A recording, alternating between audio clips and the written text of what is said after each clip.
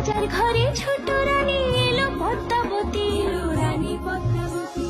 রাজার আরো 6টি রানীর ছিল না সন্তান, পদ্মাবতীর কোলালোতে মিলল সমাধান। বছর যেতে জন্ম নিল 7 ছেলে 1 মেয়ে, হয় খুশির আকাশ হঠাৎ কালো মেঘে গেল ছেয়ে।